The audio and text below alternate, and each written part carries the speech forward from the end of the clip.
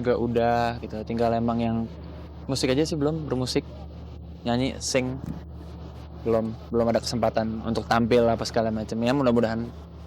This love has taken its toll on me. She say goodbye too many times before.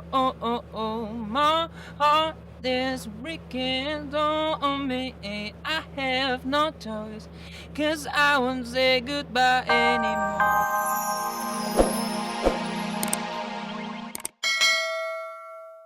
Bukan tidak mungkin apartemen di kawasan Serpong itu dijadikan sebagai tempat persinggahan bersama keluarga kecilnya kelak.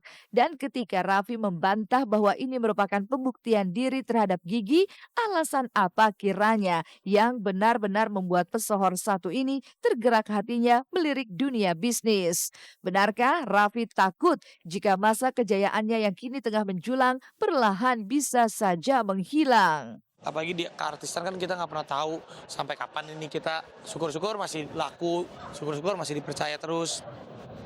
Sekarang kita mencoba untuk nabung ya nabung, tapi juga ada investasi juga. Kalau nabung kan uangnya nggak bertambah. Kalau kita investasi itu bisa menambah dari 50, 100%, 200%, 300%, bahkan ada yang 500%. Tapi jarang sih yang 500%. Yang 200%, 100% itu aja udah bagus. Alangkah baiknya kita untuk investasi biar nanti di masa tua kita nggak terlalu capek gitu.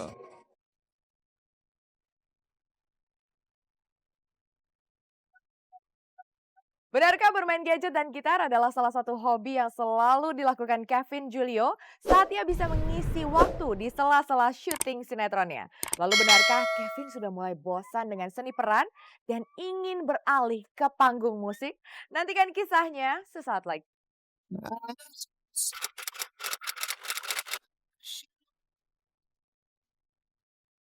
Dibanjiri cahaya lampu hingga tak pernah lepas dari sorot kamera adalah makanan sehari-hari Kevin Julio. Tapi bagaimana ia mengisi waktu di sela-sela syuting sinetron yang ia jalani hampir di setiap harinya? Bermain games hingga mengotak-atik sejumlah gadget yang tak pernah lupa ia bawa adalah jurus jitu mengusir kebosanan menjalankan rutinitas yang hampir sama di setiap harinya. Tapi benarkah niat untuk mengisi waktu luang justru membawa Kevin hingga ketagihan bermain gadget? Benarkah demi memuaskan hasratnya, Kevin rela memburu barang impian meski harganya terbilang mahal? Yang pertama pastinya, gue langsung ke HP dulu, ya apa ya, browsing-browsing apalah yang gue emang pengen cari, terus pet, Instagram, Twitter, gue bales-balesin mention, nada di Twitter, terus, lainan, udah sih itu yang pertama. Yang kedua, gue selalu nge-jam bareng sama anak-anak sini, bareng sama anak-anak Serigala. Makanya sampai dibilang ada yang trio codot itu. Iya. Ya itu gue sempet nge-jam bareng sama Ricky Cuaca sama Ali juga. Kalau yang dulu-dulu sih gue masih sempet, ganti-ganti terus emang gitu loh. Cuman kalau untuk sekarang ini cukup lah satu gitu loh menurut gue. Tapi kalau misalnya emang ada yang baru lagi yang menurut gue suka sih. Tapi enggak lah, enggak yang emang, misalnya gue baru tahun ini beli gadget ini terus tiba-tiba tahun depan udah ada yang baru lagi.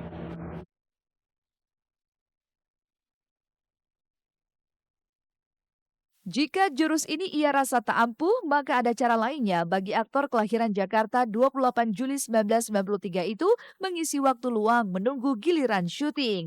Di dalam mobil yang sudah seperti rumah kedua baginya, Kevin Julio menyimpan sejumlah peralatan lainnya yang bisa menghibur ketika kebosanan itu tak terelakkan. Dan handphone kesayangan adalah salah satu yang tak pernah lupa ia bawa kemanapun ia pergi.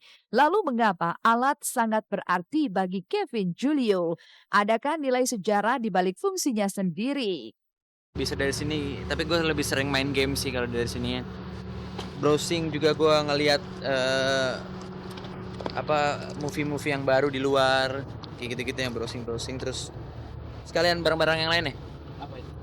Ini, headphone sih, ini yang selalu gue bawa, ini punya gue. Ini kalau misalnya mau dengerin musik sendiri, kalau emang lagi nggak ada temen di lokasi, lagi nggak ada temen, maksudnya kalau lagi pengen dengerin musik sendiri gitu yang lagi di mobil gitu atau di ruang kostum, pakai ini.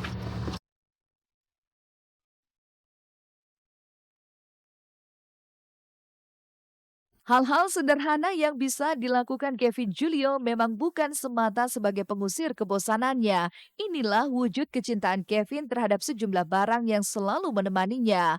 Lalu bagaimana dengan kebiasaan yang jauh dari sekedar permainan atau keisengan mengisi waktu luang? Maka disinilah sisi lain dari Kevin Julio tergambar. Jika selama ini ia hanya dikenal lewat sejumlah peran di layar kaca, siapa sangka ia terlebih dulu menggilai dunia musik daripada seni peran. Sejak kecil, ia telah diperdengarkan beragam genre musik yang membuatnya menggantungkan cita-cita untuk menjadi musisi. Lalu ini pulakah yang membuat Kevin selalu membawa gitar, koleksi lagu, hingga handphone kesayangan. Di balik gua, main sinetron ini, acting gitu segala macem, gue dari dulu tuh emang sebenarnya pertama kali masuk dunia acting seperti ini udah dijejelin musik dulu pertama kali.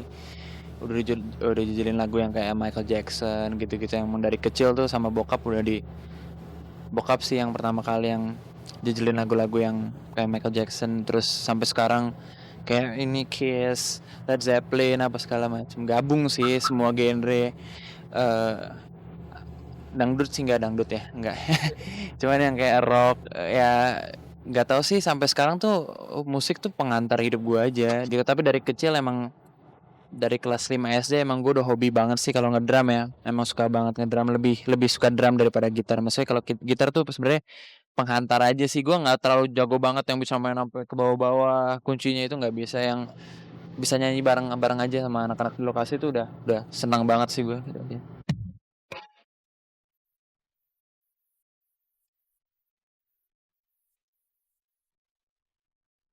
Kecintaan Kevin Julio terhadap dunia musik memang lebih dulu singgah di hatinya daripada dunia yang ia geluti sekarang ini. Tapi soal kepastian siapa yang bisa menjamin, meski dari kecil ia tak asing lagi dengan dunia musik, tapi karir tak menuntunnya ke arah ini. Lalu benarkah sebelum terjun ke dunia akting, Kevin kerap ditolak sejumlah label rekaman dari contoh lagu yang ia bawakan? Mungkinkah setelah kini namanya menjulang, Kevin ingin kembali menggapai impian di dunia musik? Akankah panggung akting yang telah membesarkan namanya akan ditinggalkan Kevin demi mengejar itu semua? Pahit-pahitnya yang misalnya kayak label nolak apa segala macam, maksudnya kayak emang masih belum ada kesempatan mungkin menurut gue gitu loh. Tapi ya gue nggak akan berhenti sampai di sini aja gitu loh, yang kalau emang ada kesempatan ya kenapa enggak, sekali lagi balik ke situ. Cuman gue nggak putus asa gitu ya. Emang kalau misalnya ada kesempatan gue bisa bermusik, bisa diterima, ya kenapa enggak, itu aja sih.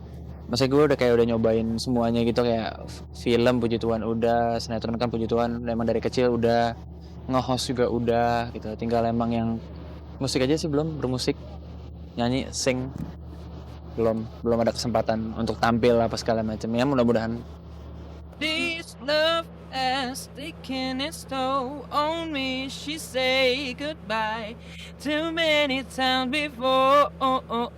My heart is breaking on me. I have no choice, 'cause I won't say goodbye anymore.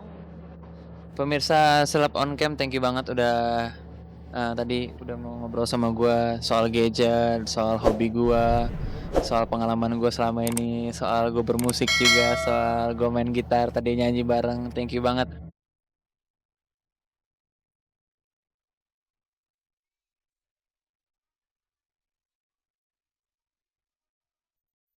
Baru saja menyandang status janda, Nia Daniati telah disibukkan sejumlah kegiatannya.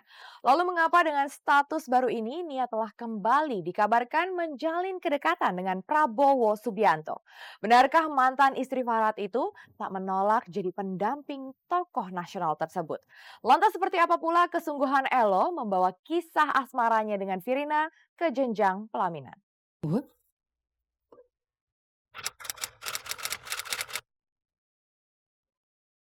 Menjalani fase kehidupan sebagai single parent di usia yang menjejak setengah abad tentu tak mudah bagi seorang Nia Daniati. Apalagi ketika pelantun tembang gelas-gelas kaca itu cukup lama tenggelam dan menepi dari panggung hiburan. Mau tidak mau, ia mulai meretas kembali kejayaan yang pernah hilang di gilas waktu yang terus berjalan. Tapi rezeki memang tidak kemana. Baru saja menyandang status janda, Nia telah disibukkan sejumlah kegiatannya. Bukan di dunia tarik suara saja, ia juga merambah seni peran yang terakhir ia geluti di tahun 1996 silam. Maka inilah Nia Daniati yang berkisah tentang perjalanannya memulai kembali karir yang sempat redup.